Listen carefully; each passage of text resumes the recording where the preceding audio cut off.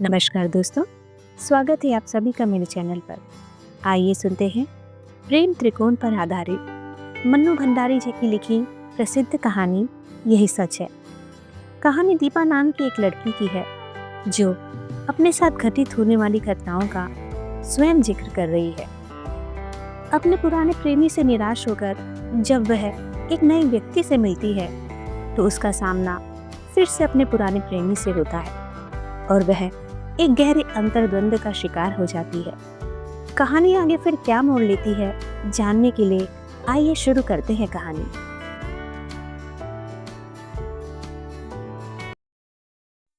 सामने आंगन में पहली धूप सिमटकर दीवारों पर चढ़ गई और कंधे पर बस्ता लटकाए नन्हे नन्हे बच्चों के झुंड दिखाई दिए तो एकाएक ही मुझे समय का आभास हुआ।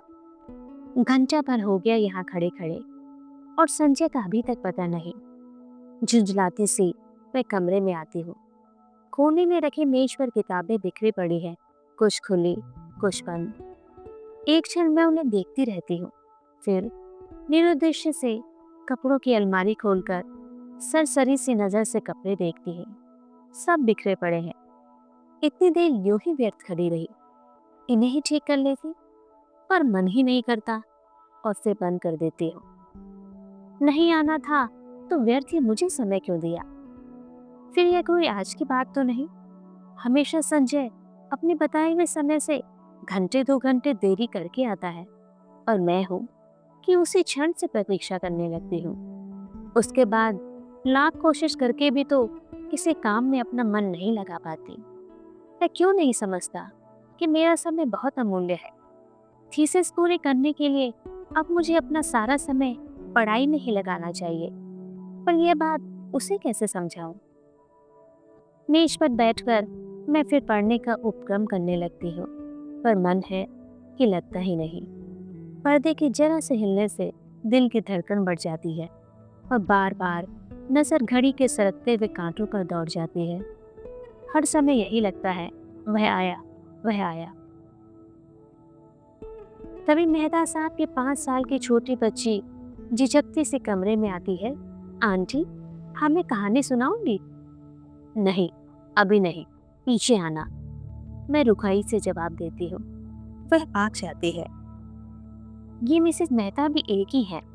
यूँ तो महीनों शायद मेरी सूरत नहीं देखती, पर बच्ची को जब तक मेरा सिर खाने को भेज देती है। मेहता साहब तो फिर भी कभी कभी 8-10 दिन में खैरियत पूछ ही लेते हैं, पर वे तो बेहद अकड़ू मालूम होती है।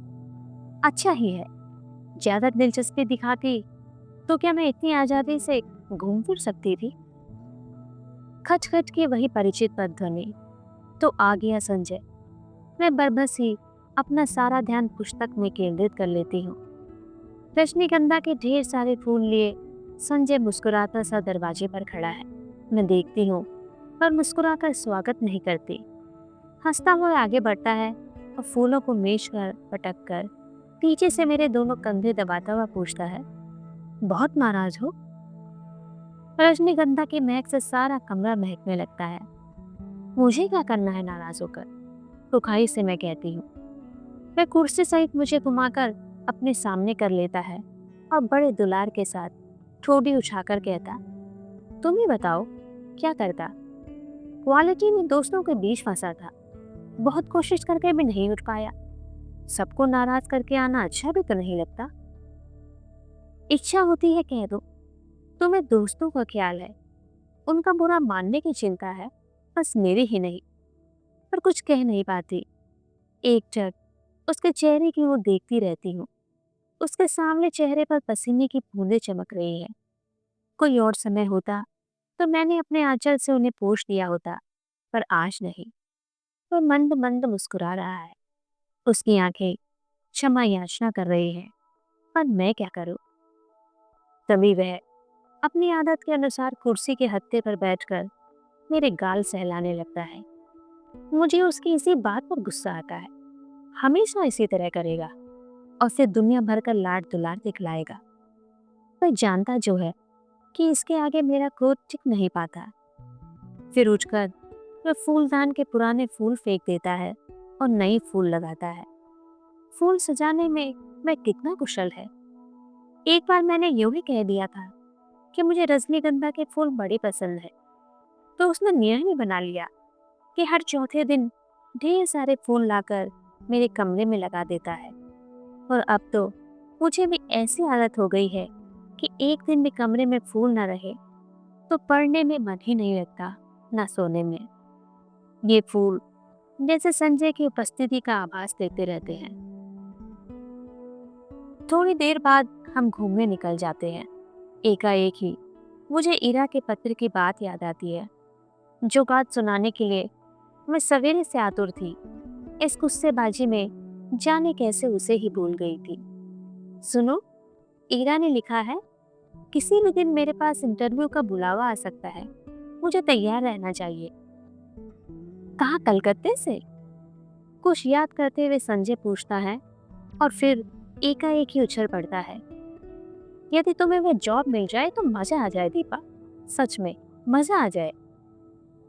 हम सड़क पर हैं, नहीं तो अवश्य ही उसने आवेश में आकर कोई हरकत कर डाली होती।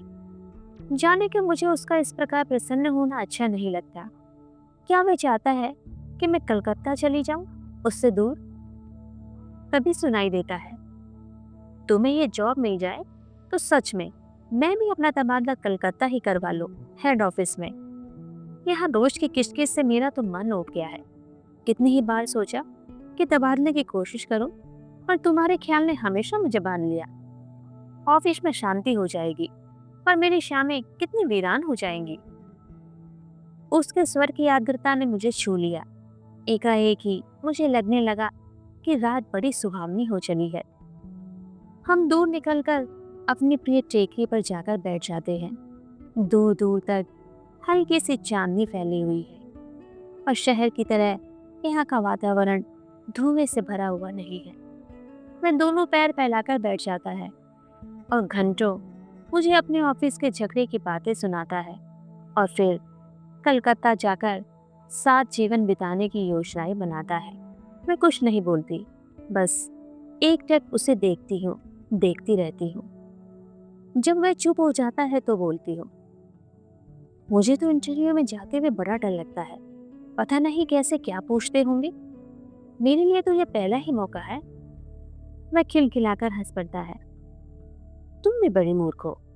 घर से दूर यहाँ कमरा लेकर रहती हो, रिसर्च कर रही हो, दुनिया भर में घूमती फिरती हो, और इंटरव्यू के नाम से डर लगता है, क्यों? और गाल पर हल्की सी चपत जमा देता है। फिर समझाता हुआ कहता है, और देखो, आजकल के ये इंटरव्यू आदि तो सब दिखावा मारते होते हैं। वहां किसी जान पहचान वाले से इन्फ्लुएंस डलवाना चाहकर। पर कलकत्ता तो मेरे लिए एकदम नई जगह है। वहां ईरा को छोड़कर मैं किसी को जानती भी नहीं। अब उन लोगों की कोई जान पहचान हो तो बात दूसरी है, असहाय से मैं कहती हूँ। और किसी को नहीं जानती? फिर मेरे चेहरे पर नजरें गड़ाकर पूछता है, निशीत भी तो वही है। होगा, मुझे क्या करना है उससे? मैं एकदम ही भन्नाकर जवाब देती हूँ। पता नहीं क्यों मुझे लग रहा था कि अब वह उसी की बात कहेगा। कुछ नहीं करना, वह छेड़ने के लहजे में कहता है, और मैं भड़क उठती हूँ। देखो संजय, मैं 1000 बार तुमसे कह चुकी हूँ, उसे लेकर मुझसे मजाक मत किया करो। मुझे इस तरह का मजाक जरा भी पसंद नहीं है। वह खिलखिलाकर हंस पड़ता है, पर मेरा तो मूड ही खराब हो जाता है। हम लौट पड़ते हैं। वह मुझे खुश करने के इरादे से मेरे कंधे पर हाथ रख देता है। मैं झपट कर हाथ हटा देती हूँ। क्या कर रही हो? कोई देख लेगा तो क्या कहेगा? कौन है यहाँ जो देख लेगा? और देख लेगा तो देख ले, आप ही कूड़ेगा? नहीं, हमें पसंद नहीं है ये बेशर्मी। और सच ही मुझे रास्ते में ऐसी हरकतें पसंद नहीं, चाहे रास्ता निर्जन ही क्यों ना हो। पर है तो रास्ता ही, फिर कानपुर जैसी जगह। कमरे में लौटकर मैं उससे बैठने को कहती हूँ, पर मैं बैठता नहीं। वह चला जाता है। मैं बाहर बालकनी में निकलकर उसे देखती रहती हूँ। उसका आकार छोटा होते होते सड़क के मोड़ पर जाकर लुप्त हो जाता है। मैं उधर ही देखती रहती हूँ, फिर आकर पढ़ने बैठ जाती हूँ। रात में सोती हूँ तो देर तक मेरी आंखें मेज पर लगे रजनीगंधा के फूलों को ही निहारती रहती हैं। जाने क्यों अक्सर मुझे भ्रम हो जाता है कि ये फूल नहीं, मानो संजय की अनेकानेक आंखें हैं जो मुझे देख रही हैं, सहला रही हैं, दुलार रही हैं और अपने को यूं असंख्य आंखों से निरंतर देखे जाने की कल्पना से ही मैं लजा जाती हूँ। मैंने मैंने संजय को भी ये बात एक बार बताई थी तो वह खूब हंसा था और फिर मेरे गालों को सहलाते हुए उसने कहा था कि मैं पागल हूँ, मेरी मूर्खा हूँ। कौन जाने, शायद उसका कहना ही ठीक हो, शायद मैं पागल ही हूँ। कानपुर। मैं जानती हूँ संजय का मन निषेध को लेकर जब तक सशंकित हो उठता है, पर मैं उसे कैसे विश्वास दिलाऊं कि मैं निषेध से नफरत करती हूँ। उसकी याद मात्र से मेरा मन घृणा से भर उठता है। फिर 18 वर्ष की आयु में किया हुआ प्यार भी कोई प्यार होता है भला? मेरा बचपना होता है, महज पागलपन। उसमें आवेश रहता है पर स्थायित्व तो नहीं, गति रहती है पर गहराई नहीं। जिस वेग से वह आरंभ होता है, जरा सा झटका लगने पर उसी वेग से टूट भी जाता है और उसके बाद आहों, आंसुओं और सिसकियों का एक दौरा, सारी दुनिया की निस्सारता और आत्महत्या करने के अनेकानेक संकल्प और फिर एक तीखी घृणा। जैसे ही जीवन को दूसरा आधार मिल जाता है, उन सबको भूलने में एक दिन भी नहीं लगता। फिर तो वह सब ऐसी बेवकूफ़ी लगती है जिस पर बैठकर घंटों हंसने की तबीयत होती है। तब एकाएक ही इस बात का एहसास होता है कि ये सारे आंसू, ये सारी आहें उस प्रेमी के लिए नहीं, परंतु जीवन की उस रिक्तता और शून्यता के लिए थी जिसने जीवन को नीरस बनाकर बोझिल कर दिया था। तभी तो संजय को पाते ही मैं निशीथ को भूल गई। मेरे आंसू हंसी में बदल गए और आहों की जगह किलकारियां गूंजने लगी। पर संजय है कि जब तक निशीथ की बात को लेकर व्यर्थ ही खिन्न हो उठता है। मेरे कुछ कहने पर वह खिलखिला अवश्य पड़ता है, पर मैं जानती हूँ वह पूर्ण रूप से आश्वस्त नहीं है। उसे कैसे बताऊं कि मेरे प्यार का, मेरी कोमल भावनाओं का, भविष्य की मेरी अनेकानेक योजनाओं का एकमात्र केंद्र संजय ही है। यह बात दूसरी है कि चांदनी रात में किसी निर्जन स्थान में पेड़ तले बैठकर भी मैं अपने थीसिस की बातें करती हूँ, या वह अपने ऑफिस की मित्रों की बातें करता है, या हम किसी और विषय पर बात करने लगते हैं। पर इस सब का यह मतलब तो नहीं कि हम प्रेम नहीं करते। वह क्यों नहीं समझता कि आज हमारी भावुकता यथार्थ में बदल गई है। सपनों की जगह हम वास्तविकता में जीते हैं। हमारे प्रेम को परिपक्वता मिल गई है, जिसका आधार पाकर वह अधिक गहरा हो गया है, स्थायी हो गया है।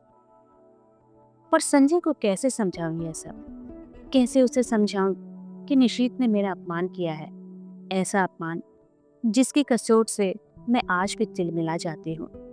संबंध तोड़ने से पहले एक बार तो उसने मुझे बताया होता कि आखिर मैंने ऐसा कौन सा अपराध कर डाला है जिसके कारण उसने मुझे इतना कठोर दंड दे डाला। सारी दुनिया की भर्त्सना, तिरस्कार, परिहास और दया का विष मुझे पीना पड़ा। विश्वासघाती, नीच कहीं का। और संजय सोचता है कि आज भी मेरे मन में उसके लिए कोई कोमल स्थान है। जी, मैं उससे नफरत करती हूँ और सच पूछो तो अपने को भाग्यशालिनी समझती हूँ कि मैं एक ऐसे व्यक्ति के चंगुल में फंसने से बच गई जिसके लिए प्रेम महज एक खिलवाड़ है। संजय, यह तो सोचो कि यदि ऐसी कोई भी बात होती तो क्या मैं तुम्हारे आगे, तुम्हारी हर उचित अनुचित चेष्टा के आगे यूं आत्मसमर्पण करती? क्या केवल इसलिए नहीं कि मैं तुम्हें प्यार करती हूँ, बहुत बहुत प्यार करती हूँ। विश्वास करो संजय, तुम्हारा मेरा प्यार ही सच है। निशीथ का प्यार तो मात्र छल था, भ्रम था, झूठ था। परसों मुझे कलकत्ता जाना है। सच बड़ा डर लग रहा है, कैसे क्या होगा। मान लो इंटरव्यू में कुछ नर्वस हो गई तो। संजय को कह रही हूँ कि वह भी साथ चले, पर उसे ऑफिस से छुट्टी नहीं मिल सकती। एक तो नया शहर, फिर इंटरव्यू। अपना कोई साथ होता तो बड़ा सहारा मिल जाता। कमरा लेकर अकेली रहती हूँ, जो अकेली घूम फिर भी लेती हूँ, तो संजय सोचता है मुझ में बड़ी हिम्मत है, पर सच बड़ा डर लग रहा है। बार बार मैं यह मान लेती हूँ कि मुझे नौकरी मिल गई है और मैं संजय के साथ वहाँ रहने लगी हूँ। कितनी सुंदर कल्पना है, कितनी मादक। पर इंटरव्यू का भय मादकता से भरे इस स्वप्न जाल को छिन्न भिन्न कर देता है। काश संजय भी किसी तरह मेरे साथ चल पाता। कलकत्ता। गाड़ी जब हावड़ा स्टेशन के प्लेटफॉर्म पर प्रवेश करती है तो जाने कैसी विचित्र आशंका, विचित्र से भय से मेरा मन भर जाता है। प्लेटफॉर्म पर खड़े असंख्य नर नारियों में मैं इरा को ढूंढती हूँ। वो कहीं दिखाई नहीं देती। नीचे उतरने के बजाय खिड़की में से ही दूर दूर तक नजरें दौड़ाती हूँ। आखिर एक कुली को बुलाकर अपना छोटा सा सूटकेस और बिस्तर उतारने का आदेश दे मैं नीचे उतर पड़ती हूँ। उस भीड़ को देखकर मेरी दहशत जिससे और बढ़ जाती है। तभी किसी के हाथ के स्पर्श से मैं बुरी तरह चौंक जाती हूँ। पीछे देखती हूँ तो इरा खड़ी है। रुमाल से चेहरे का पसीना पोंछते हुए कहती हूँ, उफ, तुझे न देखकर मैं घबरा रही थी कि तुम्हारे घर भी कैसे पहुंचूंगी। बाहर आकर हम टैक्सी में बैठते हैं। अभी तक मैं स्वस्थ नहीं हो पाई हूँ। जैसे ही हावड़ा पुल पर गाड़ी पहुंचती है, हुगली के जल को स्पर्श करती हुई ठंडी हवाएं तन मन को एक ताजगी से भर देती है। इना मुझे इस पुल की विशेषता बताती है और मैं विस्मित सी उस पुल को देखती हूँ। दूर दूर तक फैले हुगली की विस्तार को देखती हूँ। उसकी छाती पर खड़ी और विहार करती अनेक नौकाओं को देखती हूँ। बड़े बड़े जहाजों को देखती हूँ। उसके बाद बहुत सी भीड़ भरी सड़कों पर हमारी टैक्सी रुकती रुकती चलती है। ऊंची ऊंची इमारतों और चारों ओर के वातावरण से कुछ विचित्र सी विराटता का आभास होता है। और इस सब के बीच जैसे मैं अपने को बड़ा खोया खोया सा महसूस करती हूँ। कहाँ पटना और कानपुर और कहाँ ये कलकत्ता। मैंने तो आज तक कभी बहुत बड़े शहर देखे ही नहीं। सारी भीड़ को जीत कर हम रेड रोड पर आ जाते हैं। चौड़ी शांत सड़क, मेरे दोनों ओर लंबे चौड़े खुले मैदान। क्यों इरा, कौन कौन लोग हो गए इंटरव्यू में? मुझे तो बड़ा डर लग रहा है। अरे सब ठीक हो जाएगा, तू और डर। हम जैसे डरे तो कोई बात भी है। जिसने अपना सारा कैरियर अपने आप बनाया वह बोला इंटरव्यू में डरे। फिर कुछ देर ठहर कर कहती है, अच्छा भैया भाभी तो पटना ही होंगे, जाती है कभी उनके पास ही या नहीं? कानपुर आने के बाद एक बार गई थी, कभी यूं ही पत्र लिख लेती हूँ। भाई कमाल के लोग हैं, बहन को भी नहीं निभा सके। मुझे ये प्रसंग कतई पसंद नहीं। मैं नहीं चाहती कि कोई इस विषय पर बात करे। मैं मौन ही रहती हूँ। इरा का छोटा सा घर है, सुंदर ढंग से सजाया गया। उसके पति के दौरे पर जाने की बात सुनकर पहले तो मुझे अफसोस हुआ। वे होते तो कुछ मदद करते, पर फिर एकाएक लगा कि उनकी अनुपस्थिति में मैं शायद अधिक स्वतंत्रता का अनुभव कर सकूं। उनका बच्चा भी बड़ा प्यारा है। शाम को हीरा मुझे कॉफी हाउस ले जाती है। अचानक मुझे वहां निश्चित दिखाई देता है। मैं सक पकाकर नजर घुमा लेती हूँ, पर वह हमारी मेज पर ही आ पहुंचता है। विवश होकर मुझे उधर देखना ही पड़ता है। नमस्कार भी करना पड़ता है। इरा का परिचय भी करवाना पड़ता है। इरा पास के कुर्सी पर बैठने का निमंत्रण दे देती है। मुझे लगता है मेरी सांसें रुक जाएंगी। कब आई? आज सवेरे ही। अभी ठहरोगी? ठहरे कहाँ हो? जवाब इरा देती है। मैं देख रही हूँ, निशीत बहुत बदल गया है। उसने कवियों की तरह बाल बढ़ा लिए हैं। यह क्या शौक चराया? उसका रंग श्या पड़ गया है। वह दुबला भी हो गया है। विशेष बातचीत नहीं होती और हम लोग उठ पड़ते हैं। इरा को मुन्नू की चिंता सता रही थी और मैं स्वयं भी घर पहुंचने की उतावली हो रही थी। कॉफी हाउस से धर्मतल्ला तक वह पैदल चलता हुआ हमारे साथ आता है। इरा उससे बात कर रही है, मानो वह इरा का ही मित्र हो। इरा अपना पता समझा देती है और वह दूसरे दिन 9 बजे आने का वादा करके चला जाता है। पूरे 3 साल बाद निशीत का यूं मिलना, ना चाहकर भी जैसे सारा अतीत आंखों के सामने खुल जाता है। बहुत दुबला हो गया है निशीत। लगता है जैसे मन में कहीं कोई गहरी पीड़ा छिपाए बैठा है। मुझसे अलग होने का दुख तो नहीं साल रहा है इसे। कल्पना चाहे कितने भी मधुर क्यों ना हो, एक तृप्ति युक्त आनंद देने वाली क्यों ना हो, पर मैं जानती हूँ यह झूठ है। यदि ऐसा ही था तो कौन उसे कहने गया था कि तुम इस संबंध को तोड़ दो? उसने अपनी इच्छा से ही तो यह सब किया था। एकाएक ही मेरा मन कटु हो जाता है। यही तो है वह व्यक्ति जिसने मुझे अपमानित करके सारी दुनिया के सामने छोड़ दिया था, महज उपहास का पात्र बनाकर। क्यों नहीं मैंने उसे पहचानने से इनकार कर दिया? जब वह मेज के पास आकर खड़ा हुआ तो क्यों नहीं मैंने कह दिया कि माफ कीजिए, मैं आपको नहीं पहचानती। जरा उसका खिसियाना तो देखती। वह कल भी आएगा। मुझे उसे साफ साफ मना कर देना चाहिए था कि मैं उसकी सूरत भी नहीं देखना चाहती। मैं उससे नफरत करती हूँ। अच्छा है, आए कल। मैं उसे बता दूंगी कि जल्दी ही मैं संजय से विवाह करने वाली हूँ। यह भी बता दूंगी कि मैं पिछला सब कुछ भूल चुकी हूँ, और यह भी बता दूंगी कि मैं उससे घृणा करती हूँ और उसे जिंदगी में कभी माफ नहीं कर सकती। यह सब सोचने के साथ साथ जाने क्यों मेरे मन में यह बात भी उठ रही है कि 3 साल हो गए, अभी तक निशीत ने विवाह क्यों नहीं किया? करे ना करे, मुझे क्या वह आज भी मुझसे उम्मीद रखता है? मूर्ख कहीं का।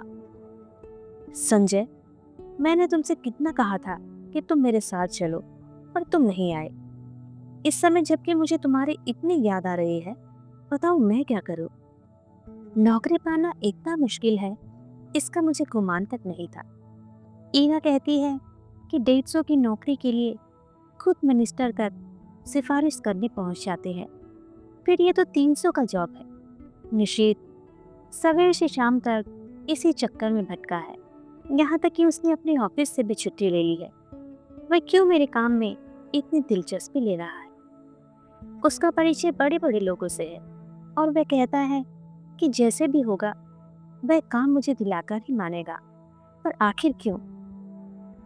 कल मैंने सोचा था कि अपने व्यवहार की रुखाई से मैं स्पष्ट कर दूंगी कि अब वह मेरे पास न आए। 8:45 के करीब जब मैं अपने टूटे हुए बाल फेंकने खिड़की पर गई तो देखा घर से थोड़ी दूर पर निषेध टहल रहा है। वही लंबे बाल, कुर्ता पाजामा। तो वह समय से पहले ही आ गया। संजय होता तो 11 के पहले नहीं पहुंचता। समय पर पहुंचना तो वह जानता ही नहीं। उसे ये चक्कर काटते देख मेरा मन जाने कैसे हो आया, और जब वह आया तो मैं चाहकर भी कटु नहीं हो सकी। मैंने उसे कलकत्ता आने का मकसद बताया तो लगा कि वह बड़ा प्रसन्न हुआ। वहीं बैठे बैठे फोन करके उसने इस नौकरी के संबंध में सारी जानकारी प्राप्त कर ली। कैसे क्या करना होगा इसकी योजना भी बना डाली। बैठे बैठे फोन से ऑफिस को सूचना भी दे दी कि आज वह ऑफिस नहीं आएगा। विचित्र स्थिति मेरी हो रही थी। उसके इस अपनत्व भरे व्यवहार को मैं स्वीकार नहीं कर पा रही थी, नकार भी नहीं पाती थी। सारा दिन मैं उसके साथ घूमती रही, पर काम की बात के अतिरिक्त उसने एक भी बात नहीं की। मैंने कई बार चाहा कि संजय की बात बता दूं, पर बता नहीं सकी। सोचा कहीं वह सुनकर यह दिलचस्पी लेना कम न कर दे। उसके आज भर के प्रयत्नों से यह नौकरी मेरे लिए कितनी आवश्यक है। मिल जाए तो संजय कितना प्रसन्न होगा। हमारे विवाहित जीवन के आरंभिक दिन कितने सुख में बीतेंगे। शाम को हम घर लौटते हैं। मैं उसे बैठने को कहती हूँ, पर वह बैठता नहीं, बस खड़ा ही रहता है। उसके चौड़े ललाट पर पसीने की बूंदें चमक रही हैं। एकाएक ही मुझे लगता है इस समय संजय होता तो मैं अपने आंचल से उसका पसीना पोंछ देती। अच्छा, तो चलता हूँ। यंत्र चलित से मेरे हाथ जुड़ जाते हैं। वह लौट पड़ता है और मैं ठगी सी देखती रहती हूँ। सोते समय मेरी आदत है कि मैं संजय के लाए हुए फूलों को निहारती रहती हूँ। यहाँ भी फूल नहीं है तो बड़ा सूना सूना सा लग रहा है। पता नहीं संजय, तुम इस समय क्या कर रहे हो? 3 दिन हो गए, किसी ने बाहों में भरकर प्यार तक नहीं किया। आज सवेरे मेरा इंटरव्यू हो गया है। मैं शायद बहुत नर्वस हो गई थी और जैसे उत्तर मुझे देने चाहिए थे वैसे नहीं दे पाई। पर निशीत ने आकर बताया कि मेरा चुना जाना करीब करीब तय हो गया है। मैं जानती हूँ ये सब निशीथ की वजह से ही हुआ है। ढलते सूरज की धूप निशीथ के बाएं गाल पर पड़ रही थी और सामने बैठा निशीथ इतने दिन बाद एक बार फिर मुझे बड़ा प्यारा सा लगा। मैंने देखा मुझसे ज्यादा प्रसन्न वह है। वह कभी किसी का एहसान नहीं लेता, पर मेरी खातिर उसने न जाने कितने लोगों का एहसान लिया। आखिर क्यों? क्या वह चाहता है कि मैं कलकत्ता आकर रहूं उसके साथ, उसके पास? एक अजीब सी पुलक से मेरा तन मन सिहर उठता है। वह ऐसा क्यों चाहता है? उसका ऐसा चाहना बहुत गलत है, बहुत अनुचित है। मैं अपने मन को समझाती हूँ, ऐसी कोई बात नहीं। शायद वह केवल मेरे प्रति किए गए अन्याय का प्रतिकार करने के लिए यह सब कर रहा है। पर क्या वह समझता है कि उसकी मदद से नौकरी पाकर मैं उसे क्षमा कर दूंगी या जो कुछ उसने किया है उसे भूल जाऊंगी? असंभव। मैं कल ही उसे संजय के बारे में बता दूंगी। आज तो इस खुशी में पार्टी हो जाए। काम की बात के अलावा ये पहला वाक्य मैं उसके मुंह से सुनती हूँ। मैं इरा की ओर देखती हूँ। वह प्रस्ताव का समर्थन करके भी मुन्नू की तबीयत का बहाना लेकर अपने को काट लेती है। अकेली जाना मुझे कुछ अटपटा सा लगता है। अभी तक तो काम का बहाना लेकर घूम रही थी, पर अब फिर भी मैं मना नहीं कर पाती। अंदर जाकर तैयार होती हूँ। मुझे शायद याद आता है निशीथ को नीला रंग बहुत पसंद था। मैं नीली साड़ी ही पहनती हूँ। बड़ी चाव और सतर्कता से अपना प्रसाधन करती हूँ और बार बार अपने को टोकती जाती हूँ। किसको रिझाने के लिए यह सब हो रहा है? क्या ये मेरा पागलपन नहीं है? सीढ़ियों पर निशीथ हल्की सी मुस्कुराहट के साथ कहता है, इस साड़ी में तुम बहुत सुंदर लग रही हो। मेरा चेहरा तमतमा जाता है, कनपट्टियां सुर्ख हो जाती हैं। मैं सचमुच ही इस वाक्य के लिए तैयार नहीं थी। यह सदा चुप रहने वाला निशीथ बोला भी तो ऐसी बात। मुझे ऐसी बातें सुनने की जरा भी आदत नहीं है। संजय न कभी मेरे कपड़ों पर ध्यान देता है, न ऐसी बातें करता है, जबकि उसे पूरा अधिकार है और यह बिना अधिकार ऐसी बातें करे। पर जाने क्या है कि मैं उस पर नाराज नहीं हो पाती हूँ, बल्कि एक पुलक में सिहरन महसूस करती हूँ। सच, संजय के मुंह से ऐसा वाक्य सुनने को मेरा मन तरसता रहता है, पर उसने कभी ऐसी बातें नहीं की। पिछले 2.5 साल से मैं संजय के साथ रह रही हूँ। रोज ही शाम को हम घूमने जाते हैं। कितनी ही बार मैंने श्रृंगार किए, अच्छे कपड़े पहने, पर प्रशंसा का एक शब्द भी उसके मुंह से नहीं सुना। इन बातों पर उसका ध्यान ही नहीं जाता। मैं देखकर भी जैसे ये सब नहीं देख पाता। इस वाक्य को सुनने के लिए तरसता हुआ मेरा मन जैसे रस से नहा जाता है।